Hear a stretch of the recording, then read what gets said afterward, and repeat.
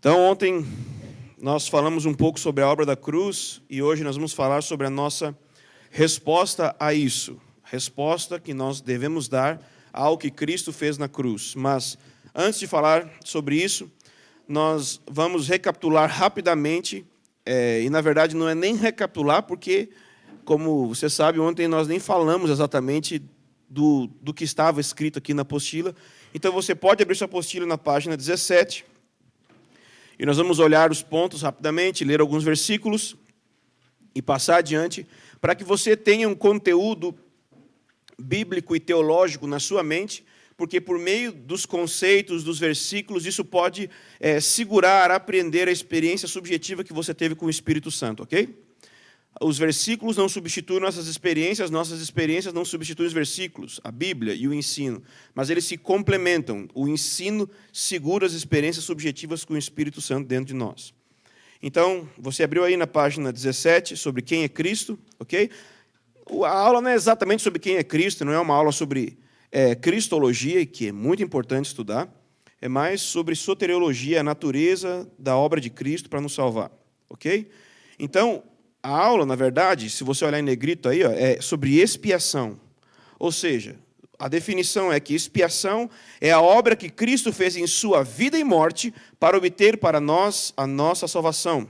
Então, existem 3 verdades a respeito da obra de Cristo e sua expiação que nós vamos tratar nessa aula, ok? É a causa da expiação, a necessidade da expiação e a natureza da expiação, ok? 3 realidades que envolvem a obra de Cristo na cruz, que você precisa entender para ter uma compreensão maior a respeito da obra dele. E aí o ponto A aí, dentro de a causa da expiação, o primeiro ponto, a causa da expiação. Letra A, justiça e amor. Eu queria que alguém abrisse para mim em 1 João 4,10 e outra pessoa abrisse em Romanos 3,25. Quem é o candidato para abrir em 1 João 4,10? Quem? Ok, então 1 João 4,10, mas é rápido. 1 João 4,10 e Romanos 3,25, ok? Em 1 João 4,10 nós vamos ver a palavra propiciação. E em Romanos 3,25 nós também vamos ver a palavra propiciação. Propiciação significa sacrifício que afasta a ira. Ou seja, fala sobre aquilo que o Senhor Jesus fez na cruz. Deus é o Criador, Deus é santo, Deus é justo. E nós somos maus, incuráveis, iludidos e religiosos. E, portanto, a ira de Deus pesa sobre a nossa cabeça, como diz Romanos 1,18 e Efésios 2, versículo 3. A ira de Deus se manifesta do céu contra toda injustiça e impiedade. Ou, como diz em Efésios, somos por natureza filhos da ira. Então, a ira de Deus está sobre nós. E para desfazer com esse elemento da ira de Deus sobre nós, foi que o Senhor Jesus morreu na cruz para fazer propiciação em relação à ira de Deus por nós. Ele absorveu nele mesmo a ira de Deus. E em 1 João 4,10 fala a causa dessa expiação, dessa propiciação. Então, lê em voz alta aí, João. Isso. Então, qual foi a motivação de Deus em enviar o seu Filho como propiciação pelos nossos pecados? Amor. Está muito claro aí. O amor foi que motivou Deus a fazer Jesus como sacrifício propiciatório. Quem é que vai ler Romanos 3,25? Exatamente. Então, em 1 João 4,10, nós vemos que o amor motivou isso. Mas agora, em Romanos 3,25, nós vemos que é para a demonstração da sua justiça. Então, o amor motivou Deus a entregar Jesus como sacrifício propiciatório, mas a justiça definiu como esse sacrifício deveria de ser feito. Na verdade, a justiça exigiu que um sacrifício fosse feito. Algumas pessoas poderiam pensar assim, mas se Deus é amor, não bastaria só Ele perdoar, por que tem que Ele fazer um sacrifício? Porque Ele é Deus, Ele é santo, ok? Então, o amor motivou Deus a nos salvar. E a justiça definiu como que essa salvação deveria de se proceder, por meio da obra de Cristo na cruz, ok? Então, essa é a causa da expiação. É o amor e a justiça. Nós costumamos dizer que na cruz a misericórdia e o amor foram manifestos e a justiça foi satisfeita. Na cruz é onde o amor e a justiça de Deus se beijam, ok? Perfeito. Então, ponto de número 2, a necessidade da expiação. Antes de eu passar para o próximo ponto, esse ponto 2, alguém tem alguma dúvida sobre isso, a causa da expiação? Sobre isso, não sobre dinossauros, piercing, tatuagem e predestinação. Sobre esse ponto que eu falei. Alguém tem? Ok, então, ponto de número 2, a necessidade da expiação. Ok? A pergunta basicamente é, Deus precisava nos salvar? Não. Deus não precisava, não era necessário no sentido de ele ser obrigado a isso, de ter algo externo a Deus que o obrigasse a nos salvar. Se você ler em 2 Pedro 2,4, diz que Deus não poupou os anjos que pecaram. Se Deus não poupou os anjos, ele não precisaria nos poupar também. Então, o perdão de Deus, a graça de Deus, a misericórdia de Deus, sua salvação, não vem porque Deus tinha que fazer isso, mas vem porque Deus quis fazer isso, ok? É diferente. O amor de Deus por nós não vem por algo que Ele viu em nós e gerou, então, o amor dEle em nós. Vem porque Ele decidiu nos amar. É o que está escrito em Romanos 9, versículo 15. Eu terei misericórdia de quem eu quiser ter misericórdia. Ele quer e depois ele tem misericórdia. Tem a sua decisão de ter misericórdia e o ato de ter misericórdia dando o seu filho na cruz. Então, o que motivou Deus a nos amar? Nada em nós. Tudo nele, ok? Então, Deus não tinha necessidade de nos salvar. Deus poderia ter feito o mesmo conosco que fez com os anjos, mas, e aí os teólogos inventaram um termo sobre a absoluta necessidade consequente. O que é a absoluta necessidade consequente? É, uma vez que Ele decidiu nos salvar, uma vez que Deus nos amou de tal maneira, como diz João 3,16. Então, esse amor trouxe a absoluta necessidade da consequência dele nos amar, que é a expiação, sua morte na cruz. Ok? Então, se você ler Mateus 26, 39, o Senhor Jesus está orando. Alguma vez o Senhor Jesus orou sem fé? Nunca ele orou sem fé. Jesus orava acreditando que ele poderia ser respondido por Deus. E ele orou dizendo, Pai, se possível, passa de mim esse cálice. Passou? Não. Portanto, a resposta está implícita. Não é possível.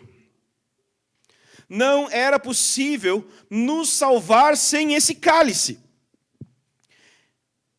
O nome de quem estava naquele cálice? O que estava escrito naquele cálice? Era o nome de quem? O seu nome. E o que tinha dentro daquele cálice? O vinho do furor, da ira do Deus Todo-Poderoso. Jesus, quando orou, se possível, passa de mim esse cálice, não é porque ele estava com medo da cruz dos romanos. Não é porque ele estava com medo da chacota que ele ia sofrer. Não era medo de nada externo e físico. Pessoas na história morreram com martírios muito piores do que o que Jesus sofreu na cruz. Houveram dores piores do que a que Jesus sofreu na cruz. O que Jesus temia é porque ele iria beber o cálice da ira de Deus contra os teus pecados. Ok? E é por isso que ele orou, se possível, mas não era possível. Havia uma absoluta necessidade consequente da decisão de Deus de nos amar. Ok? Vamos ler Lucas 24, 25. A minha versão não é boa para provar esse ponto. Preciso de uma versão mais tradicional.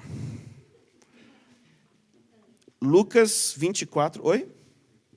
Alguém me chamou? Qual a versão que é? Lê aí. Lucas 24, 25 e 26. Lê mais alto. Ah, tudo bem. Eu queria uma Almeida Corrigida Fiel da Sociedade Trinitariana, versão de 1995. Tem? Estou brincando. Lê Lucas 24, 25 e 26. Lê bem alto. Ok. As duas não falaram o que eu queria, mas tudo bem. Essa palavra convinha, na sua era como? Era... Não, mas antes o que fala? Convinha. essa palavra tem a ver com necessidade. Algumas versões falam assim, era necessário, ok? É isso que significa, era necessário que o Cristo padecesse. E em Hebreus 2,17 diz a mesma coisa. Era necessário. Vamos ler aí, Hebreus 2,17.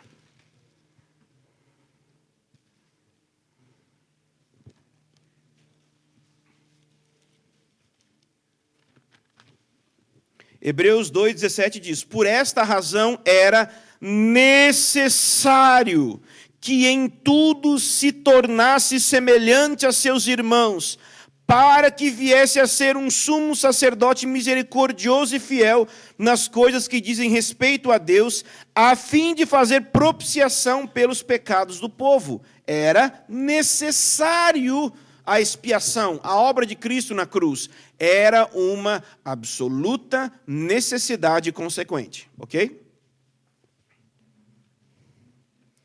Alguma pergunta sobre a necessidade?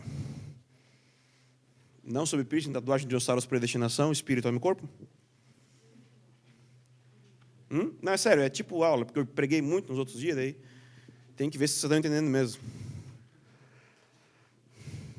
Sim, não, é tanta coisa nova que eu nem sei por onde começar. Beleza, vamos continuar. A natureza da expiação, a natureza da obra de Cristo na cruz, a essência, a natureza. Então, a natureza da expiação, ela é de natureza dupla, ok? Tem a ver com a obediência ativa de Cristo, ou seja, o que é obediência ativa? É aquilo que Jesus fez em nosso lugar. Ele fez aquilo que nós deveríamos de ter feito. E sua obediência passiva, que é aquilo que ele não fez. Ou seja, que ele permitiu que fizessem com ele. A Bíblia diz que ele foi como ovelha muda ao matador. O que é isso? Uma obediência passiva de uma ovelha. Ele estava quieto, ele estava calmo e ele permitiu que fizessem com ele. Ele decidiu, ele permitiu, mas os outros foi que fizeram com ele, entendeu? Então existiam duas coisas que nós deveríamos de fazer como cristãos.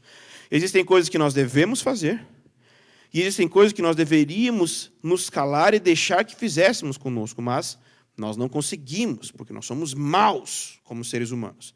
E o Senhor Jesus, então, obedeceu a Deus em nosso lugar, obediência ativa, e sofreu a punição dos nossos pecados, obediência passiva. Ok? Vamos ler algumas passagens para entender isso. Uma passagem sobre obediência ativa de Cristo, a obediência de Cristo em nosso lugar, Romanos 5:19. Achou? Assim como pela desobediência de um só homem, muitos foram feitos pecadores, assim também pela obediência de um só, muitos serão feitos justos. Qual é o assunto aqui em pauta? Obediência. Ok? Ele está dizendo que, por meio da desobediência de um só homem, quem é esse um só homem que desobedeceu? Adão, ok? Esse é o assunto de Romanos 5, do 12 ao 21, Adão e Cristo. Então ele está dizendo que pela desobediência de Adão, muitos foram feitos pecadores. Vamos lá, vamos ser sinceros agora aqui.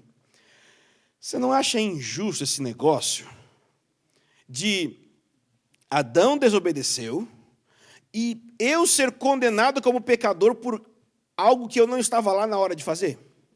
Não parece injusto? Claro que parece injusto. Normalmente parece injusto. Né? Então você tem que primeiro pensar numa coisa assim, beleza. Se você acha injusto que a desobediência de um só homem tornou muitos pecadores, você também tem que achar injusto a obediência de Jesus tornar você justo, né? Primeira coisa é isso. Se é injusto o fato de Adão ter pecado nos condenar, então também é injusto o fato de Cristo ter obedecido nos salvar. Essa parte ninguém reclama, né? Interessante. Por que será, né? Mas, na verdade, a questão é a seguinte. Adão era o que nós podemos chamar de um cabeça federativo. O que é um cabeça federativo? Um líder de uma federação, de uma nação, de um reino, de um povo, ok? Presidente, por exemplo, da República é um cabeça federativo. Lá vou eu usar exemplo do presidente de novo, vai dar problema no meio do caminho com a Tininha. Mas tudo bem! Estou brincando. Vamos supor que o presidente da República fosse até o Irã e ela começasse a ver tudo errado lá e ela declarasse ela sozinha guerra contra o Irã. O Irã ia atirar bomba só na casa dela? Hã? Não. Ia atrás da gente, porque ela é nossa representante lá. Assim como a presidente é nossa representante diante de outras nações, Adão era nosso representante, o nosso cabeça da nossa federação, diante de Deus no jardim do Éden. Por isso, quando ele pecou, todos ficaram debaixo de condenação. E Jesus é um novo cabeça federativo, ele é o líder de uma nova humanidade, e ele então representa essa nova humanidade da qual você deve fazer parte. Entendeu? É por isso que a obediência de um e a desobediência de outro torna pecador e justo. Porque, assim como pela desobediência de um só homem, muitos foram feitos pecadores, assim também pela obediência de um só, muitos serão feitos justos. Então não é só o que Jesus fez na cruz que nos justifica, que nos salva. É o que ele fez durante toda a sua vida. Abra aí em Mateus capítulo 3, versículo 15. Diz assim: e Jesus lhes respondeu. Bom, deixa eu só contextualizar você aqui. Jesus está entrando no Rio Jordão para ser batizado por João Batista. E João Batista fala, para tudo. Como assim? Eu vou te batizar, cara. Eu tenho que ser batizado por você. Aí Jesus fala. Jesus lhe respondeu, deixa por enquanto assim, porque assim nos convém cumprir toda a justiça. Jesus precisava ser batizado? Jesus tinha pecado para então ser batizado? Jesus não tinha pecado para ser batizado. Jesus se batizou por quê? Por causa de você. Ele fez aquilo que você deveria ter feito. E naquele momento, eu acredito particularmente que a partir daqui, não só na cruz, Jesus começou a carregar os nossos pecados. Eu creio que na cruz ele consumou a expiação pelos nossos pecados, mas desde ali ele começou a carregar, porque ele entrou numa identificação de obediência por nós. Ok? Mas é um pensamento meu. Você fica com o seu, se você gostar, você pode abraçar o meu. Beleza? Então o Senhor Jesus é o nosso cabeça federativo, nos representando diante de Deus e obedecendo a Deus no nosso lugar. Na apostila aí tem um versículo de Filipenses 2,9, tem? Tem, né? Então risca e escreve 3,9. Tá errado. Paulo diz que ele quer ter justiça que procede da fé em Cristo. Tudo bem? Alguma dúvida sobre a obediência de Cristo também, então, ser o meio de Deus nos salvar? Dúvida, pergunta?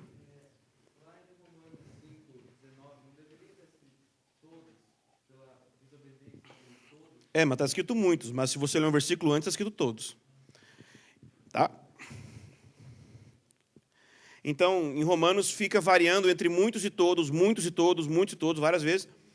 E esses versículos são base para, por exemplo, doutrinas como o universalismo, quando ele diz que por meio do que Adão fez, todos se tornaram pecadores, por meio daquilo que Cristo fez, todos se tornaram justos, e aí se conclui, então, que todo mundo é salvo, que ninguém vai para o inferno, e isso é uma heresia. Então, por isso que, graças a Deus, Paulo colocou também muitos, ok? Que são aqueles que creem em Cristo que vão ser salvos. Ok, então, o segundo ponto. Que foi? O sofrimento de Cristo em nosso lugar. Ok? Sua obediência passiva. Não foi somente na cruz, mas durante toda a sua vida, o Senhor Jesus, ele passou por sofrimento. Se você ler o relato da tentação, você já parou para pensar que Deus estava diante de Satanás em jejum? Jesus precisava jejuar, no sentido de necessidade? Não, ele não precisava praticar as disciplinas espirituais para orar, porque ele era Deus a quem nós oramos, beleza? E ele mesmo orava. Já pensou que Deus orava para Deus? Coisa interessantíssima. Deus fazia devocional e jejum, logo faça, beleza. Então, o Senhor Jesus está ali no deserto, diante de Satanás. Sabe o que Jesus poderia ter feito? Pisado Satanás, que nem uma barata, assim, ó. Na hora. Mas foi uma obediência passiva. Ele não revidou com as armas de ser Deus. ele passivamente ficou ali, e como homem ele foi tentado, ele não precisava, ele podia arrebentar com tudo, mas ele fez aquilo que nós deveríamos fazer, resistir às tentações e responder a elas por meio da palavra de Deus, e não por meio da sua própria palavra. Então Jesus sofreu isso em nosso lugar. Hebreus 5, versículo 8, diz que o Senhor Jesus, creio que é esse versículo, espero não estar errado, aprendeu a obediência por meio daquilo que ele sofreu. Deus não aprendeu, ok? Deus não passou por algum tipo de evolução quando o Senhor Jesus morreu, então Deus aprendeu alguma coisa, porque o nome disso é modalismo e isso é uma heresia. Deus não muda porque quando você é Deus, sabe, não dá para mudar, porque tudo muda para se encaixar em quem você é. Se você mudar é porque você tem imperfeição. Pensa, se Deus muda, Ele muda para pior ou para melhor? Hã? Se Deus mudar, Ele muda para pior ou para melhor? Hã? Ele muda, vamos lá, gente, não, quem sabe ele muda, porque ele aprendeu a obediência por meio daquilo que ele sofreu. Se Deus mudar, ele muda para melhor ou para pior? O que você acha? O que você quer que Deus muda? Para pior ou para melhor? Para melhor. Então, se Deus pode mudar para melhor, é sinal que ele ainda não é totalmente bom como ele poderia ser, então nós não podemos confiar nele totalmente. Porque quem sabe ele não é esse Deus totalmente bom que nós queremos que ele seja. Né?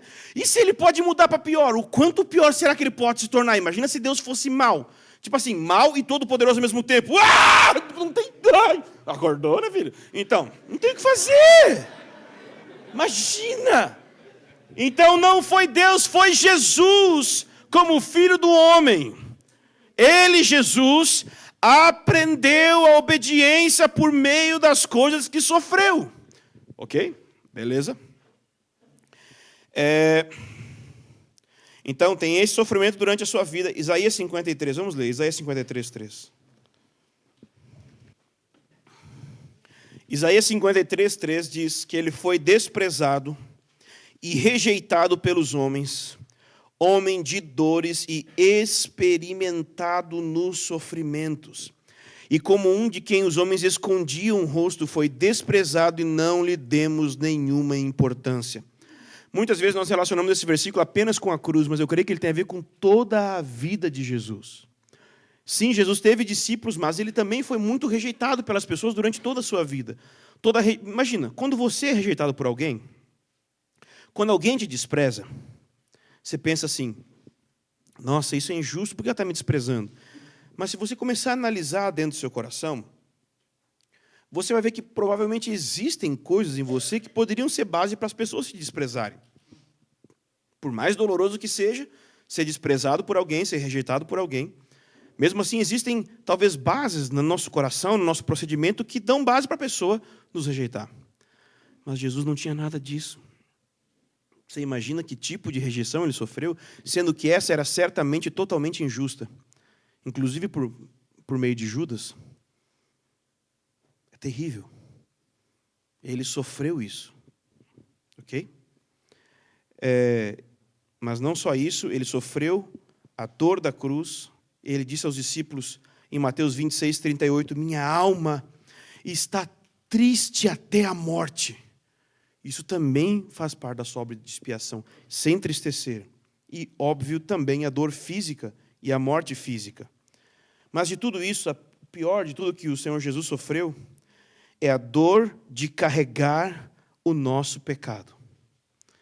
Você agora como cristão tem mais condições de dizer isso. Você fica feliz quando você peca? Claro que não. Se você é cristão, você não fica feliz quando você peca. Porque você tem a natureza de Deus dentro de você, o Espírito Santo dentro de você, que gera esse arrependimento, esse nojo em relação ao pecado.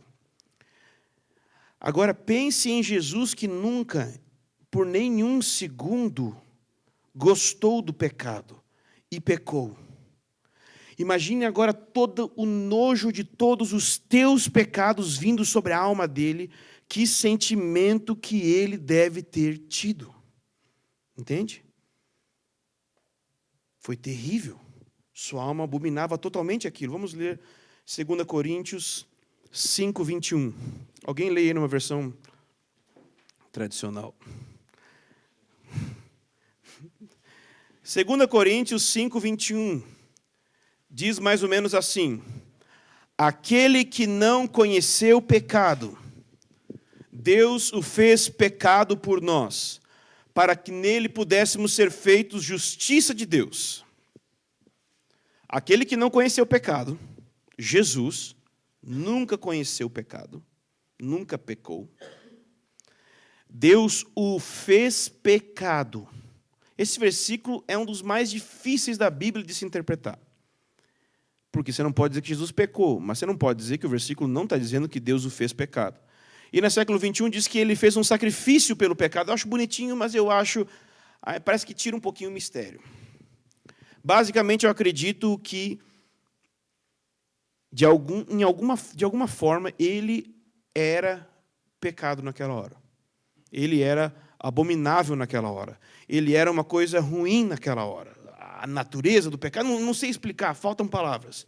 Mas, basicamente, a ira de Deus e a justiça de Deus veio sobre o pecado, porque o pecado estava sobre ele. Sem ele ter pecado, mas estava sobre ele. Ok? Então, imagina o ódio, o nojo que Jesus sentiu de tudo aquilo que havia, que ele mais odiava, estar vindo sobre ele.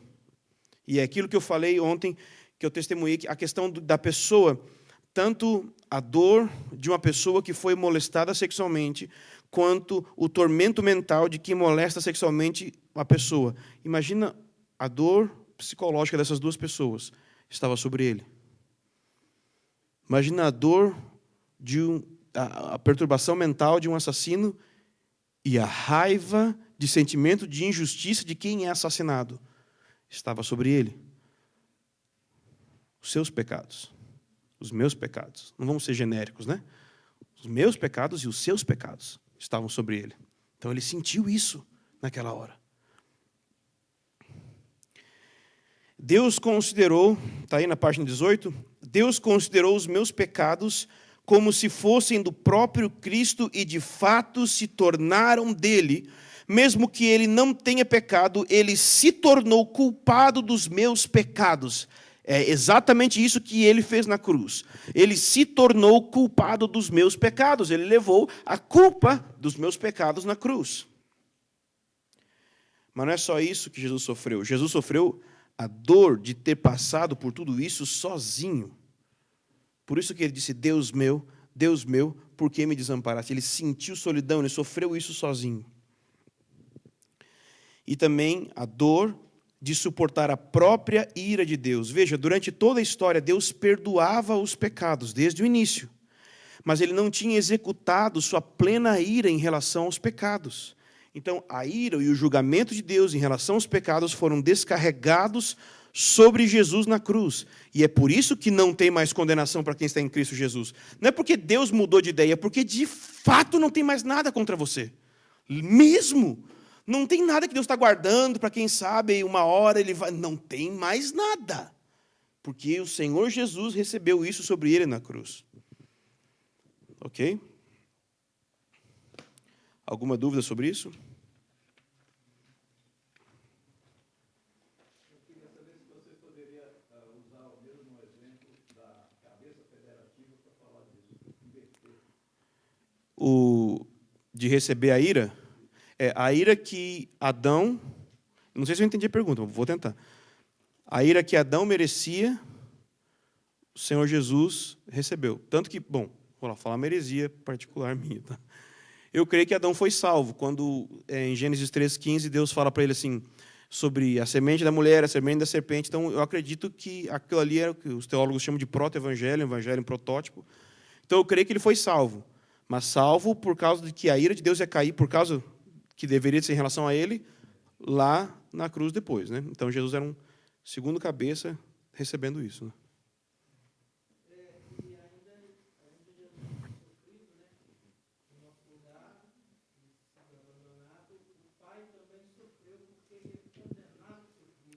Sim, foi o próprio pai que deu o filho. Então, as pessoas não entendem. Mas como assim? Parece uma coisa meio injusta, que Deus manda outro no seu lugar para sofrer no lugar dele. Bom, doutrina da Trindade. Eu e o Pai somos um. Deus não mandou outro.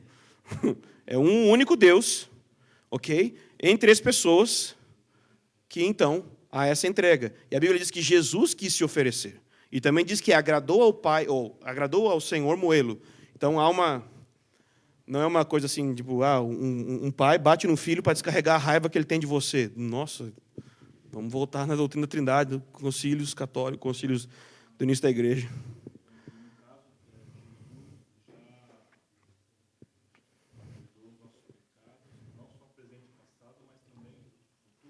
Isso, foi aquela passagem que eu li ontem de Romanos, capítulo 4, que diz que jamais o Senhor lhe imputará pecado. Ok?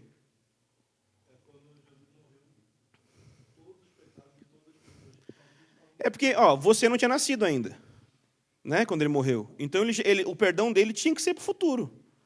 Porque se o perdão dele se estendesse só porque aconteceu no passado, jamais alcançaria você.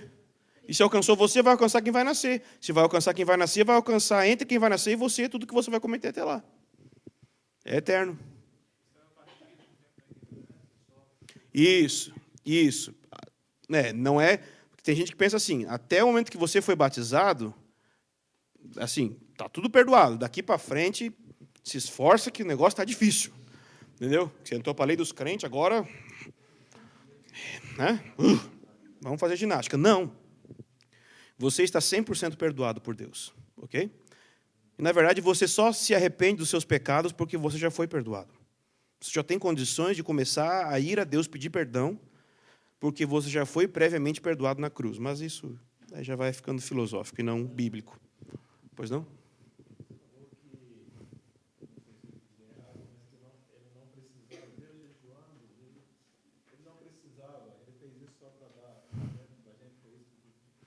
Que ele fez o que nós deveríamos de fazer. Então, no caso de jejuar, Jesus, como pessoa, como inocente, como ser humano, ele não tinha necessidade disso. Mas ele fez para ir levando todo o sofrimento que nós devemos de levar, e, claro, isso também inclui se tornando exemplo para o estilo de vida que a gente deve viver, né? Despertou. Tinha que ter ter perguntado. Valeu, Romildo.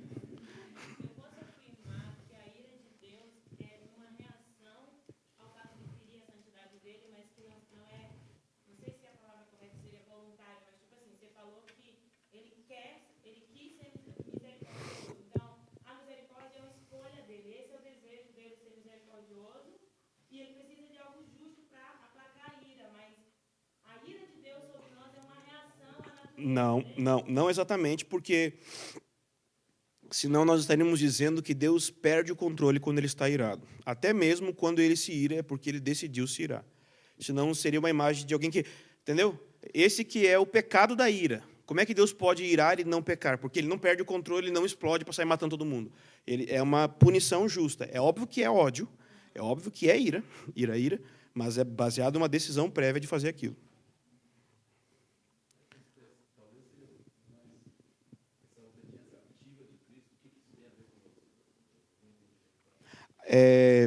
Quando fala, por exemplo, em Romanos capítulo 4, que... Oi. O Haroldo perguntou o que essa obediência ativa de Cristo tem a ver conosco. Então, deixa eu ler aqui em Romanos 4, o exemplo de Abraão, para mostrar melhor.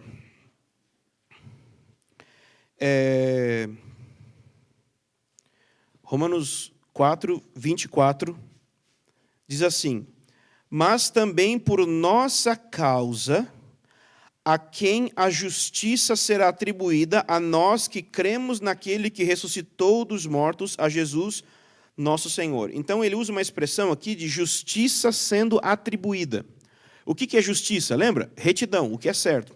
Então, quando nós cremos em Jesus, não apenas é contabilizado a culpa dos nossos pecados sobre ele, mas é contabilizado a retidão que ele teve durante 33 anos e meio a nós. Então, é nesse sentido que a sua obediência conta para nós. Porque agora alguém viveu a vida que nós devemos viver, então Deus pode contar essa vida como sendo nossa e nossos pecados como sendo dele. É isso que seria uma troca, né, entre os dois. Ok? Então, vamos para mais uma pergunta?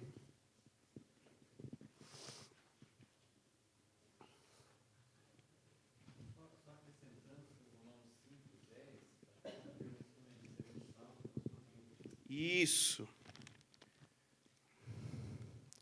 Romanos 5:10. Se somos salvos pela sua morte, somos salvos pela sua vida. Romanos 5:10. Porque se nós, quando éramos inimigos, fomos reconciliados com Deus pela morte do seu Filho, muito mais, estando já reconciliados, seremos salvos pela sua vida. Alguns entendem que essa vida é o Espírito Santo em nós. Pode ser, mas também pode não ser. Pode ser também a vida ou o estilo de vida que Jesus viveu durante toda a sua história. Por exemplo, é a posição do Dallas Willard. Já o Witness Lee acredita mais que seria a vida do Espírito dentro de nós. Eu acho que os dois se complementam. Ok? Conversão. Porque é o seguinte, é legal falar da obra de Cristo, e você entendeu, muito bom, mas eu quero te informar uma coisa. Se você não estava salvo ontem, você continua não salvo agora. Por quê? Porque o simples fato de você ouvir sobre a história de Jesus e sobre o que ele fez na cruz, não salva. É preciso conversão, é preciso arrependimento e fé. Se não houver conversão, se não houver uma resposta ao que o Senhor Jesus fez, ao que Deus fez em Cristo, não há salvação. Ok? Nós não estamos dizendo que é uma coisa apartada do homem, apartada da decisão do homem de crer em Deus. Então, é esse ponto aqui, minha resposta. Vamos ler Marcos 14, versículo 15. Marcos 1, 14. Em momento nenhum falei 14. Vocês que estão ficando doidos.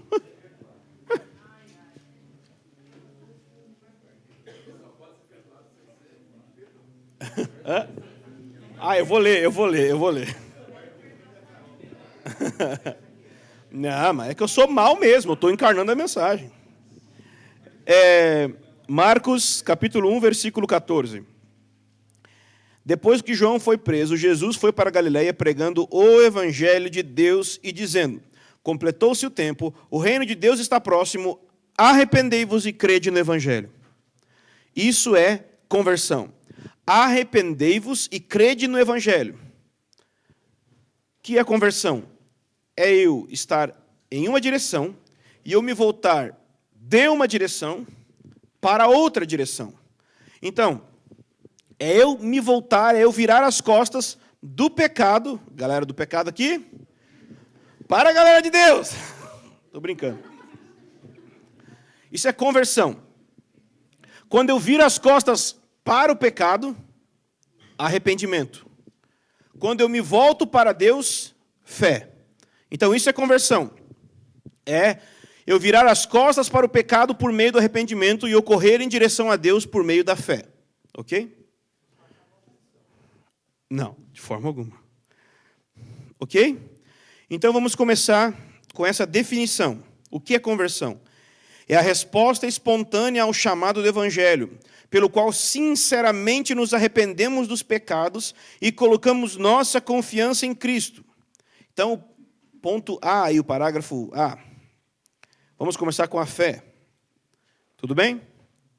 A fé verdadeira, a verdadeira fé para ser salvo inclui conhecimento, aprovação e confiança pessoal.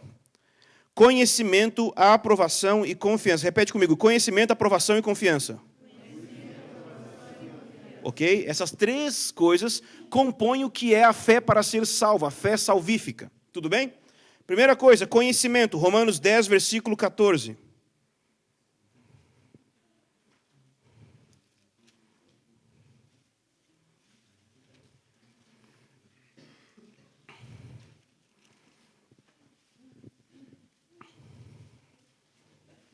Bom, podemos ir desde o 13, né? Romanos 10, 13. Porque todo aquele que invocar o nome do Senhor será salvo. Como, pois, invocarão aquele em quem não creram? E como crerão daquele que não ouviram falar? Antes de crer, precisa ouvir falar. Então, é uma lógica muito simples. Como invocarão? Se eles não crerem. E como eles vão crer se eles não ouvirem falar? Então, existe um conhecimento prévio. A pessoa ouve falar, ela entra em contato com o conhecimento a respeito de Cristo, e então ela passa a crer, e porque ela crê, ela invoca. Ok? Então, talvez alguém diria assim, você conhece sobre Jesus? E a pessoa fala, conheço? Daí ela conta toda a história para você. E ela fala toda a teoria e toda a teologia. Mas você tem certeza que ela não é salva? Porque a Bíblia diz que uma árvore boa dá bons frutos e uma árvore má dá maus frutos. Aquela pessoa está dando frutos maus, provando pelo seu estilo de vida que ela não crê em Jesus de jeito nenhum. Mas se ela conhece, por que ela não é salva? Porque o conhecimento é uma parte daquilo que compõe a fé, mas não é a fé na sua totalidade. O conhecimento é só uma parte daquilo que compõe a fé, ok? E é por isso que Romanos 12, 32, vamos ler lá.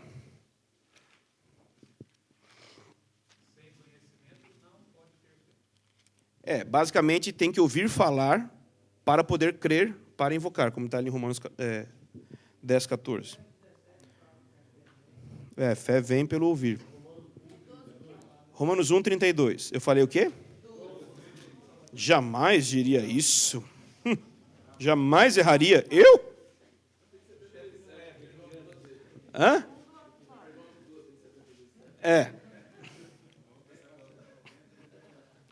Calma, eu vou chegar no 70 já. Depois a gente faz a conta.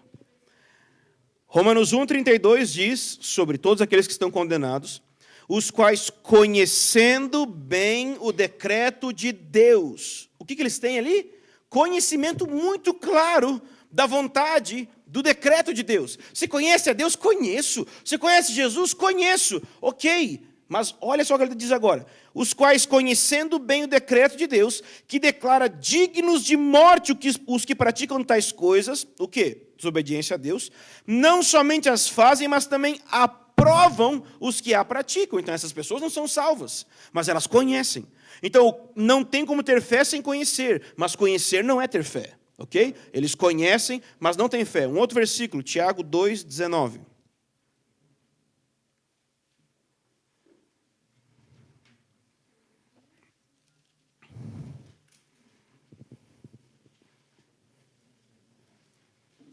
Acho que por meio desse versículo a gente pode perceber como que algumas pessoas, em algum sentido, creem em Jesus e não são salvas. Pode perguntar. Aí é tipo a exceção. Tipo assim, fica 2 anos discutindo. Uns vão dizer, não pode ser salvo sem crer em Jesus, ouvindo o evangelho logicamente, tipo, tal, e por isso fazer missões. E os outros vão dizer, se eles creram na revelação que eles tiveram, tipo, se eles olharam para o sol e aí disseram que queremos adorar o Deus que criou esse sol, e então eles foram salvos. Então você escolhe que time você quer ficar. Tiago 2,19 diz o seguinte, 2,19: crês que Deus é um só? Fazes bem, pois os demônios também creem e estremecem. Os demônios são salvos? Claro que não, mas eles creem em Deus. Portanto, o cara fala, você crê em Deus? Creio, mas não é salvo. Porque esse crer aqui dos demônios não é crer de acordo com o parâmetro bíblico do que é a verdadeira fé. É apenas conhecer. Eles conhecem, eles sabem, eles entendem que Deus é um só. Mas eles não correspondem a isso. Eles não agem de acordo com isso. Ok? Então, conhecimento faz parte da fé, mas fé não é conhecimento. E o segundo elemento é a aprovação, ou concordar.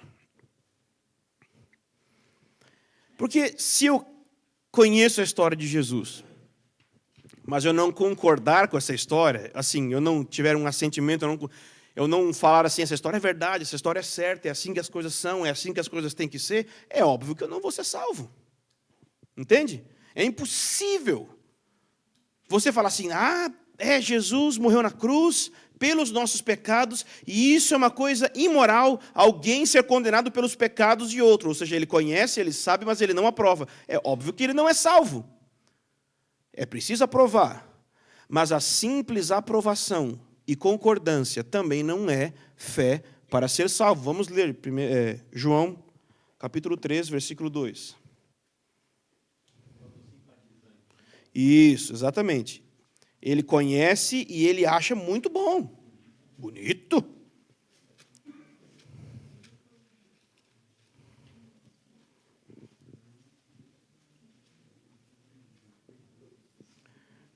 João, capítulo 3. Vamos desde o versículo 1. Havia entre os fariseus um homem chamado Nicodemos, autoridade entre os judeus. Ele foi encontrar-se de noite com Jesus e disse: Rabi, sabemos que és mestre vindo de Deus, pois ninguém pode fazer os sinais que tu fazes se Deus não estiver com ele. O que Nicodemos pensava sobre Jesus? Ele aprovava Jesus. Ele era um mestre da palavra e dizia: você vem de Deus. E Jesus disse para ele: você precisa nascer de novo, você não é salvo não, cara. Entendeu? Então ele conhecia, ele concordava, mas ele não cria com a fé para ser salvo. É por isso que Jesus disse para ele que ele precisava nascer de novo. Vamos para a próxima parte, porque depois do rei Agripa também tem a ver, mas o tempo nos falta. Ponto de número 3. Eu preciso decidir depender de Jesus para me salvar. Ou seja, eu preciso conhecer os fatos, a história, sei lá, a Bíblia e tal. Eu preciso concordar com aquilo que eu entro em conhecimento, mas é preciso tomar uma decisão voluntária de começar a depender de Jesus para ser perdoado dos meus pecados. Se não tiver esse elemento, não é fé para ser salvo. Eu preciso decidir depender de Jesus para me salvar. A frase aí, é deixar a posição de observador dos fatos sobre Jesus e entrar em uma relação de comunhão com Ele. É deixar de ficar olhando, é deixar de ficar numa posição segura e correr em direção a Ele, correr em direção ao Senhor Jesus. E a fé que salva é a confiança em Jesus Cristo como uma pessoa viva, visando o perdão dos pecados. Deus nos fez uma promessa. João 3,16, por exemplo. Todo aquele que nele crê não vai perecer, mas vai ter vida eterna. O que é isso? Uma promessa.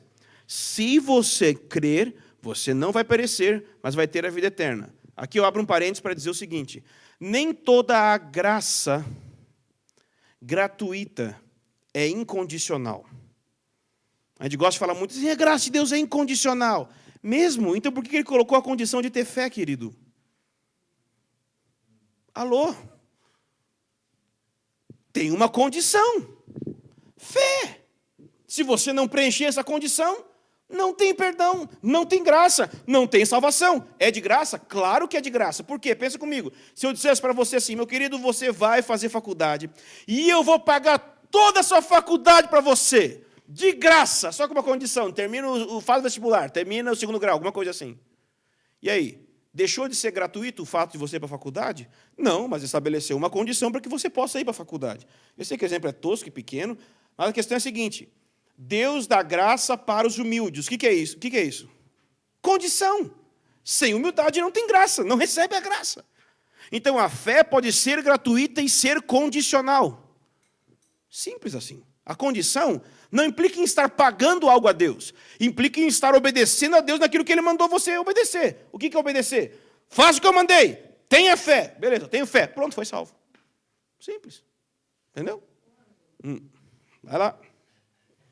Mas a fé é produzida pela própria pessoa. Não estou discordando, só surge o questionamento. Assim, o que faz com que algumas pessoas ouçam e respondam e tenham fé? Assim, seria o Espírito Santo? Eles eram a mesma coisa? Sim, tudo é Deus que faz, mas tudo é o homem que faz. Então é o seguinte. De um lado você tem a soberania de Deus. Deus faz tudo. E Deus gera fé, gera arrependimento, e salve, tudo Deus. E do outro lado você tem o quê? O homem que tem que crer, tem que arrepender, tem que tomar decisão, tem que abraçar e tem que fazer. E no meio tem um vácuo, chama mistério, e não põe nada no meio. Não põe no meio uma ponte chamada predestinação e nem uma ponte chamada livre-arbítrio. Não coloca nenhum e nem outro ali no meio. É mistério, não sei. Deus faz tudo, sim. Mas, e você vai ficar perguntando, é Deus que faz ou eu que faço? Agora eu espero ele dizendo, faz, rapaz, cala a boca, crê em Deus e vai ser salvo. Pronto. Entendeu? É assim que faz. O cara fica, será que eu vou? Será que eu sou predestinado? Pô, velho, será que eu sou predestinado? Pô, pelo amor de Deus. Então eu preciso tomar uma decisão, ok? É óbvio que quando você chegar no reino de Deus, você vai dizer, Jesus, eu decidi por você. Eu estou desconfiado que foi o Senhor que gerou essa decisão, né? Mas, beleza? Entendeu? Pelo menos é assim que eu penso, mas fico por aí.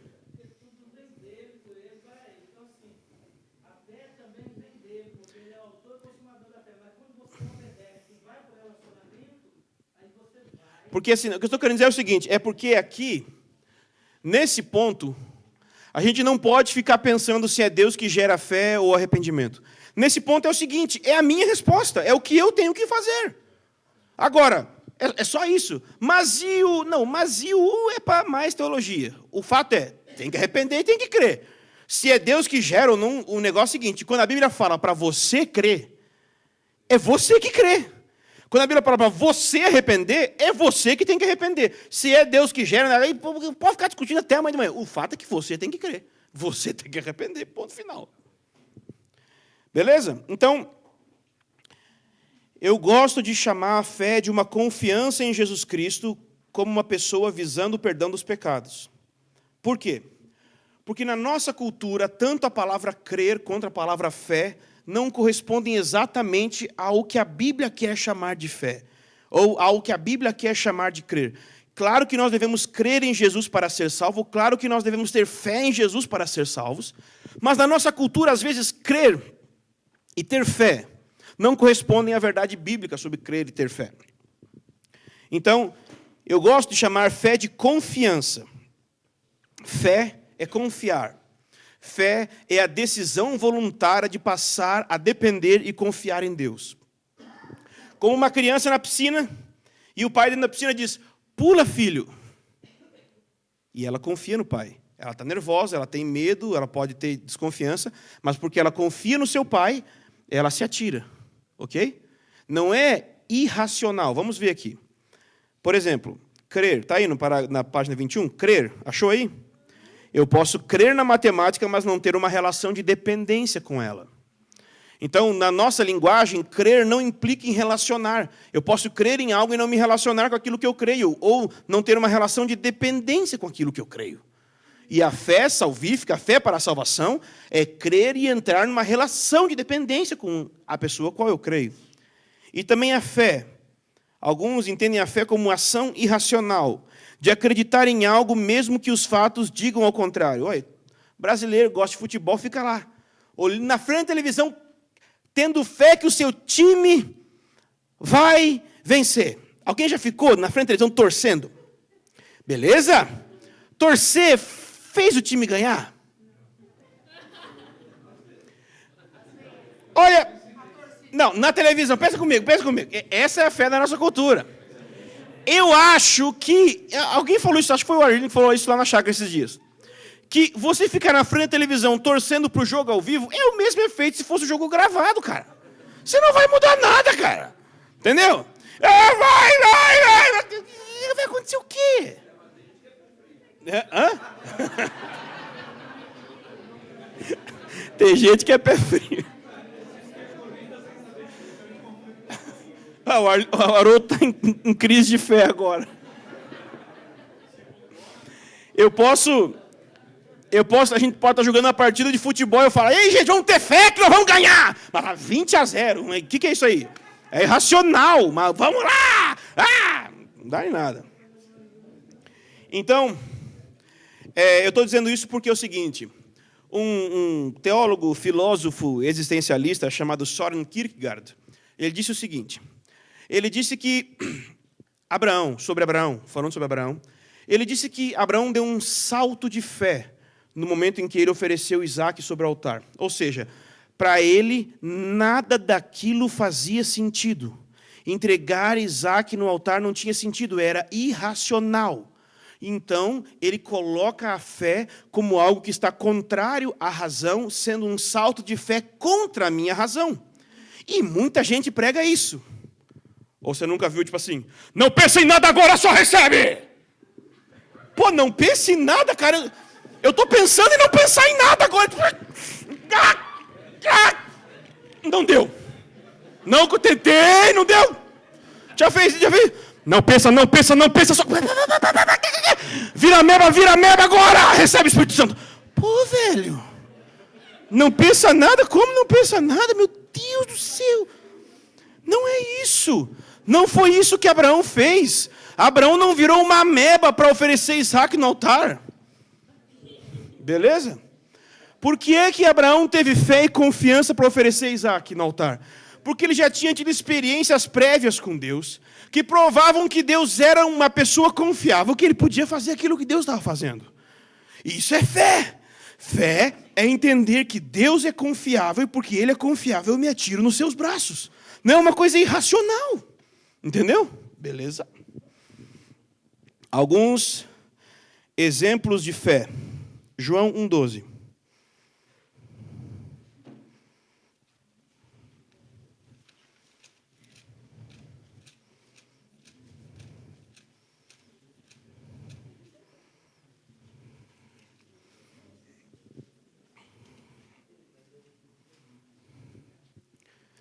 João 1,12, ok? Mas a todos que o receberam, aos que creem no seu nome, deu-lhes a prerrogativa de se tornarem filhos de Deus. Então, veja, crer no seu nome e o receber é a mesma coisa na passagem. Crer em Jesus e receber Jesus é a mesma coisa. Mas assim, sabe aquele apelo de, quer receber Jesus? Como é que faz, cara? Tipo assim, recebe, tipo, baixou o santo, recebeu Jesus. Não. O que ele está falando é que você vê o Senhor Jesus como alguém confiável para receber na sua casa. Entende? Você tem uma relação de dependência, uma relação de confiança nele. Então você gentilmente o recebe. E essa ação gentil de abraçar a sua alma para crer nele é fé. Ok? Essa ação da alma de acreditar que ele é confiável é fé.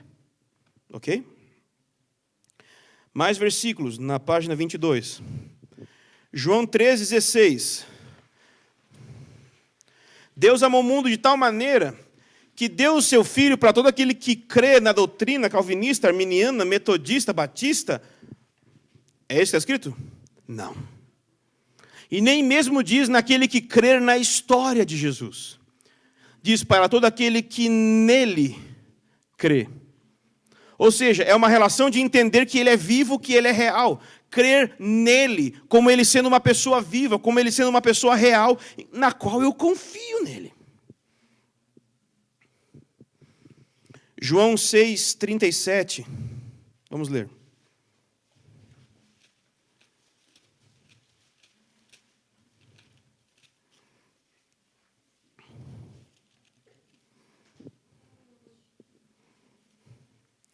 Todo aquele que o Pai me dá, virá a mim.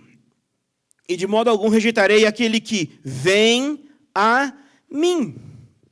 Ele mudou aí, mas isso é crer, isso é fé, é ir a ele, vem a mim.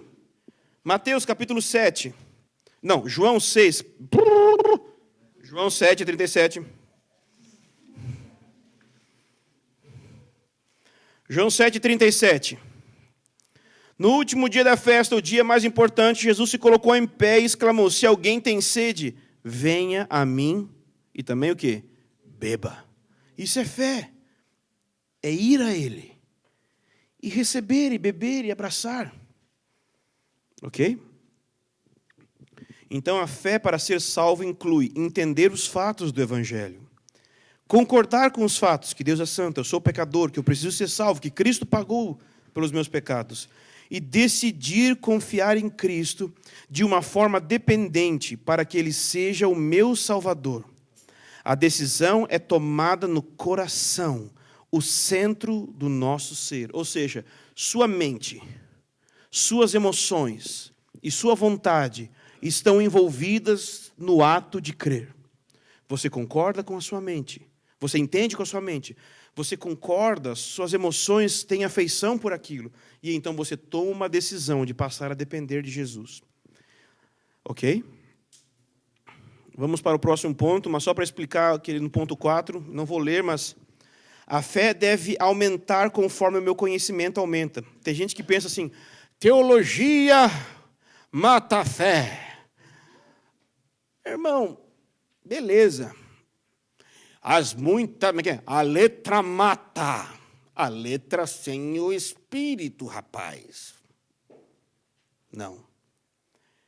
Teologia não mata. Porque teologia é um diálogo sobre e com Deus. E isso não mata. O problema é isso sem Deus. É só logia. Não é teologia. Mas, beleza. Quanto mais eu conhecer fatos a respeito do Senhor, quanto mais eu conhecer a sua palavra, mais subsídio eu tenho na minha alma para entender que Ele é confiável. Esse é o propósito de estudar a palavra, esse é o propósito de estudar a teologia, é dar subsídio para a minha fé, para que ela cada vez mais perceba que Deus é cada dia mais confiável. Ok? Arrependimento, ponto B. Achou aí? Estamos terminando já. Achou? O arrependimento e a fé devem vir juntos. Arrependimento e fé, irmão, é a mesma coisa, só que vista do lado diferente, ok? De um lado você olha a fé, do outro lado você olha, é arrependimento. É a mesma coisa, os dois devem vir juntos.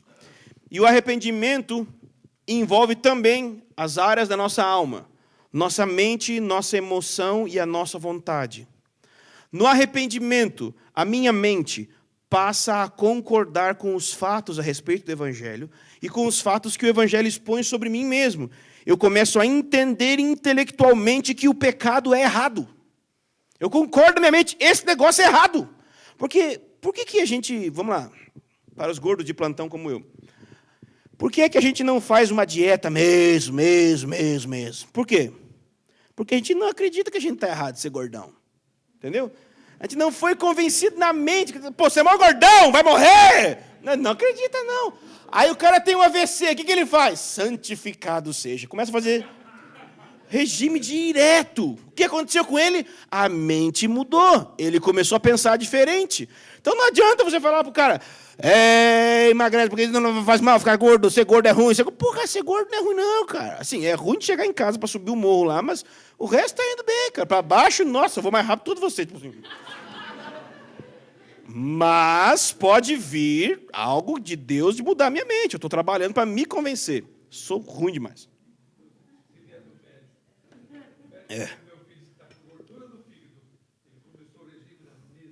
Olha só. O que ele foi? Foi convencido intelectualmente que ele estava fazendo um negócio errado. Da mesma forma, o pecado. Não adianta você pregar para o cara se o cara não acreditar que o pecado que ele comete é moralmente errado. Não tem como. Mas envolve também emoção. Porque a minha emoção aprova o ensino da Escritura que está na minha mente sobre o pecado. Isso gera uma tristeza no meu coração. Tristeza segundo Deus, diz em Coríntios. E também a vontade. Porque como minha emoção foi afetada por causa da minha mente, a minha vontade decide abandonar o pecado e passar a obedecer a Cristo. Ok? Isso é arrependimento. Minha mente começa a pensar diferente a respeito do pecado.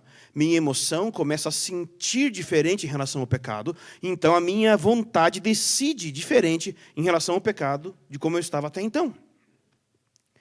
Então não é correto você dizer que o cara precisa passar por uma transformação para depois dizer que ele se arrependeu. Sabe? Escolinha de batismo. O que é a escolinha do batismo? Começou no século II, eu acho, por incrível que pareça. Século II ou III. Que é o quê? Você colocava um cão de guarda do lado do cara que recém converteu para ver se ele converteu mesmo. Para ver. E assim, eu acho que era muito bom comparado com Você vai botar uma banheirona e falar, vem todo mundo, tá salvo, vai, batizou, tudo batizado. 25 mil pessoas batizadas hoje. E tudo um bando de demônios. O que adianta? Não adianta nada. Então, por causa dessas coisas e também por causa da perseguição, foi colocado uma pessoa que ficava andando, tipo um discipulador, sabe? Então, ele ficava andando com o cara e cuidando dele o dia inteiro, ver se ele estava andando na linha ou não, se ele tinha arrependido ou não. Mas não é bem assim, né? Porque esse procedimento que a pessoa tem chama fruto de arrependimento e não arrependimento. Então, o arrependimento é um ato que acontece em um momento de uma vez por todas. É óbvio que ele vai crescer, é óbvio que ele vai frutificar, mas o processo de frutificar e crescer não é arrependimento. É santificação, é fruto de arrependimento. Portanto, às vezes a gente fica esperando o fruto de arrependimento, mas para depois chegar para a pessoa e falar assim, você foi perdoado dos pecados. O sujeito está um tempão querendo provar para você que ele foi perdoado. Está atormentado, você está lá, acho que você não foi, viu? Vai, faz mais coisa para ver se você foi perdoado. Aí o cara deve ficar mal. Então, cuidado. Não tome o lugar de Deus e dizer quem foi e quem não foi perdoado. Espere os frutos, claro. Árvore boa, dá bons frutos, mas os frutos são resultado de algo que aconteceu e não são a coisa em si acontecendo. Se a pessoa arrependeu, ela vai ser mudada, ela vai ser transformada. Mas essa tristeza na alma não significa arrependimento. Você prega e o cara começa a chorar. Não quer dizer que é arrependimento, porque se você ler Hebreus 12, 17, diz que o Esaú buscou arrependimento com lágrimas e não encontrou. Então não quer dizer que o simples ato de ficar triste e chorar vai ser arrependimento. Mas eu não acho que passei por um arrependimento profundo. Mas não senti nada, estou intacto, estou aqui igual. Olha, talvez não passou. Então procure, não necessariamente ter uma experiência muito emocional, mas também não ter uma experiência destituída de emoção. Equilibre essas coisas, busque essas coisas. Então, o arrependimento e a fé são um único ato. Página 23. A fé tem a ver com eu confiar em Jesus como o meu Salvador. Mas o arrependimento tem a ver com eu me submeter a Jesus como meu Senhor. Tem gente que fala assim, eu recebi Jesus como Salvador, e depois de 20 anos eu recebi Ele como Senhor. O quê? Como assim, cara? Porque eles falam assim, não, eu acreditei que Jesus me salva, mas depois de 20 anos eu passei a obedecer a Ele. Cara, arrependimento é o primeiro passo de obediência que você tem que dar. Ele está falando, arrepende, você faz o quê? Sim, Senhor, estou arrependendo. O nome disso é o quê? Obediência. Você está correspondendo ao que Ele falou, você está obedecendo ao que Ele disse, logo você está reconhecendo que Ele é o Senhor. E a Bíblia diz que todo aquele que invocar o nome do Senhor será salvo. Não é invocar o nome do Salvador. Não estou dizendo que se você ficar falando só, Senhor Jesus, Senhor Jesus. Não, não é isso. Não é isso. Você não pode invocar ou dizer que Jesus é o Senhor, senão pelo Espírito. Ou seja, o Espírito Santo revela, o Espírito Santo fala, Deus se move e a pessoa corresponde àquilo dizendo Jesus é o Senhor. O invocar Jesus como Senhor ou reconhecer Jesus como Senhor é porque aquela realidade já está acontecendo no coração dela. Ela está invocando como um resultado de algo que está acontecendo dentro dela. Ou seja, dentro dela ela concorda que Jesus é o Senhor. O ato de crer é porque nós confiamos em Jesus como Salvador. O ato de arrepender é porque nós nos submetemos a Ele como Senhor. Vamos ler Mateus 11, 28. Mateus 11, 28. Diz assim, vinde a mim, fé, todos os que estáis cansados e sobrecarregados, e eu vos aliviarei. Tomai sobre vós o meu jugo e aprendei de mim. Arrependimento. Esse negócio de ir a Jesus, mas não tomar o seu jugo, não são duas coisas. Eu vou a Jesus para tomar o jugo. Eu vou a Jesus para aprender dele. Não dá para você desassociar o ato de você crer em Jesus do ato de você arrepender dos seus pecados. São duas coisas que acontecem juntas. É óbvio que não é a perfeição no momento, num abrir e fechar de olhos, não. Vai se estabelecer um processo. É uma semente. É pequeno, mas já houve alguma coisa. E para o resto da vida, a pessoa vai arrepender mais e crer mais, cada vez mais. Esse processo vai ser contínuo. Cada vez mais ela vai a Jesus, cada vez mais ela vai aprender de Jesus. Isso, mas não quer dizer que, por exemplo, só depois de um processo ele passou a ser meu Senhor. Então, eu abraço Ele, ou creio nele, ou submeto a Ele como Senhor, e então entro num processo de ir me submetendo. Mas se a pessoa disser assim, em um momento eu criei, e muitos anos depois só eu arrependi, está difícil de acreditar que isso é real. Então, talvez só naquele momento lá que ela foi crer de verdade. Tá? Por exemplo, John Wesley, diz ele que acreditava em tudo. Foi para os missionários pregar, mas não era salvo. Então, não tinha tido a experiência. Isaías 55, versículos 6 e 7.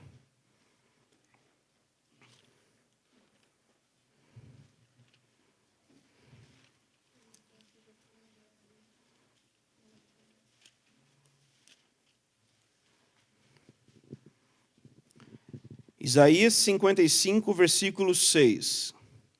Buscai o Senhor, enquanto se pode achar. Invocai-o enquanto está perto. Tem a ver com a fé. Mas olha o versículo 7. O ímpio deve deixar o seu caminho, o homem mau os seus pensamentos. Volte-se para o Senhor, que se compadecerá dele. Volte-se para o nosso Deus, porque Ele é rico em perdoar. É isso. Busca ao Senhor. Mas para buscar ao Senhor, o ímpio deve deixar os seus caminhos. Portanto, se nesses dias eu falei sobre a obra de Cristo, mas você ainda não tomou uma decisão de virar as costas para o pecado, e não é fazer virar as costas para o pecado, não é fazer uma promessa de perfeição, mas é dizer para Deus, Deus, eu realmente estou odiando o meu pecado que antes eu amava tanto. Senhor, eu realmente não quero mais isso. Senhor, e eu quero confiar no Senhor. Eu quero me lançar nos teus braços para que eu seja perdoado dos meus pecados, para que eu seja transformado no meu coração. Se você nunca fez esse ato específico, ou essa decisão, você não foi salvo. E talvez você ache que isso é ofensivo, mas a Bíblia diz para nós provarmos e testarmos a nós mesmos se estamos na fé. Não é se não temos pecados e somos perfeitos. Não é isso. Se eu me analisar para ver se estou em pecado, é claro que eu tenho pecado. Mas a questão é, você tem fé? Ou seja, você está confiando em Jesus para a sua transformação? Você está se afastando cada vez mais do pecado e cada vez mais correndo para Ele? Ou você está eternamente estagnado em uma religião que não frutifica? Talvez é ofensivo dizer que você não é salvo. Mas, meu querido, eu acho que é muito melhor uma pessoa, depois de muitos anos de religiosa, descobrir que não é salva, do que a vida inteira passar assim e quando chegar o momento do juízo final, ela não entrar no reino de Deus. É muito pior. É muito melhor que você descubra hoje, meu Deus, tantos anos na religião, e eu não cria no Evangelho. Eu vivia baseado no meu esforço religioso de tentar me melhorar. E eu jamais tinha abandonado o meu pecado e abraçado o Senhor. Eu só me esforçava para mostrar um procedimento para os outros que eu sou melhor.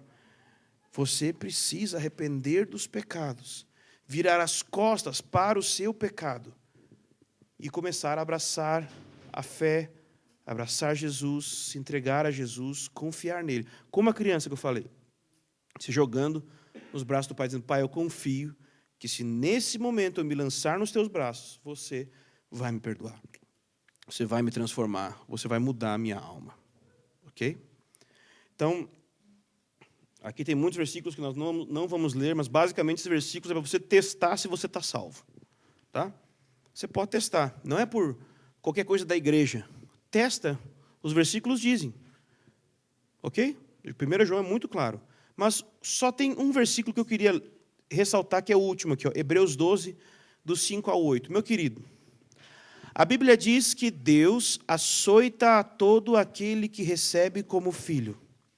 E se nós não temos sido participantes da sua disciplina, nós não somos filhos, nós somos bastardos. Se você é filho de Deus, não pense que você vai viver uma vida contínua de pecado e Deus não vai fazer nada. Sabe, tem gente, vou lá falar um negócio, mas não quero briga, só para explicar. Tem gente que não entende esse negócio de uma vez salvo, salvo para sempre, e acha que isso é jargão para xingar os outros. Mas eu creio nisso, tá? Então me respeita. Seguinte, essa doutrina diz o seguinte, que se você foi salvo, você vai continuamente se arrepender dos seus pecados e buscar santificação. Essa doutrina não está dizendo que se você foi salvo, você vive de qualquer jeito, faz o que você quiser, e beleza, estou salvo, porque no fim Jesus vai me receber. Não diz isso. O que essa doutrina diz é o seguinte, se você é filho de Deus, cada vez que você sai da linha, Deus disciplina você. E mesmo que você não creia nisso que eu creio, o que o versículo diz, você tem que crer. Se somos filhos, somos participantes da sua disciplina. Portanto, se você anda de qualquer jeito, vivendo em pecado, vivendo contra Deus, e você não tem sido disciplinado, tanto interiormente com angústia terrível, quanto exteriormente por circunstâncias, é porque isso é prova que você não é filho. Os filhos de Deus não são aqueles que fazem o que quiserem e nada acontece, são aqueles que continuamente estão sendo disciplinados por Deus. A Bíblia diz que Deus amou Jacó e aborreceu de Esaú. Sabe como que ele amou Jacó? Ele bateu em Jacó até Jacó mancar. Deus faz isso com os seus filhos. Portanto, se você não tem sido participante da sua disciplina, comece a pensar mesmo a respeito da sua salvação. Independente se nos detalhes das coisas que eu falei aqui, que você não creia igual a mim, se tem algo da palavra que eu falei e que veio do Senhor, que está no seu coração, mantenha isso, ok? Não jogue a água suja junto com o bebê fora. Ok? Vamos orar? Senhor, muito obrigado por esses dias aqui. E nós oramos para uma obra sobrenatural do Teu Espírito sobre nós. Oramos pedindo que o Teu Espírito gere convicção de pecados. Que o Teu Espírito gere transformação nos corações. Livra-nos da libertinagem. Livra-nos do legalismo. Ensina-nos a olhar para a cruz. Ensina-nos a olhar para o que o Senhor fez. Ensina-nos a confiar no Senhor como Pai. A confiar em Jesus como nosso irmão mais velho. Uma pessoa confiável, Senhor. Oramos pedindo, Senhor, que se há algum coração aqui que não tomou uma real decisão pelo Senhor, que o Teu Espírito agora esteja gerando novo nascimento, que o Teu Espírito agora esteja gerando fé, que o Teu Espírito agora esteja gerando arrependimento nos corações, Senhor. Se há alguém aqui, Senhor, que está indo para o inferno a passos largos, Senhor, nós oramos pela Sua intervenção nessa hora, Senhor. Salva almas aqui, Senhor. Salva vidas aqui, Senhor. Se há alguém aqui, Senhor, que está andando a passos largos para o inferno, Senhor, intervém, Senhor. Oramos pelo Teu Espírito Santo, Senhor, entrando com providência nessa hora, Senhor. Gera arrependimento nos corações, Senhor. Gera fé nos corações, Senhor. Gera transformação de mente agora, em nome de Jesus, Pai. Oh, Deus. Se há algum irmão aqui, Senhor, que tem estado desviado, Senhor, mesmo que externamente não pareça, mas que se sente internamente frio em relação ao Senhor, nós oramos, Espírito Santo, gera arrependimento, gera conversão plena, atrai para Ti, Senhor, em nome de Jesus, Pai. Acende a chama do primeiro amor, Senhor. Acende a chama, gera arrependimento, mais arrependimento, mais arrependimento, mais arrependimento, Senhor. E mais fé, mais confiança, mais entrega, mais rendição ao Teu senhorio, Senhor. Libera isso, Senhor. Libera isso sobre nós, Senhor. Aviva-nos na nossa fé, Senhor. Queremos ter uma fé, Senhor, edificada, madura em Ti, no nosso relacionamento com o Senhor, ó Deus, em nome de Jesus, Pai. É o que nós Te rogamos, Senhor, em nome de Jesus, Senhor.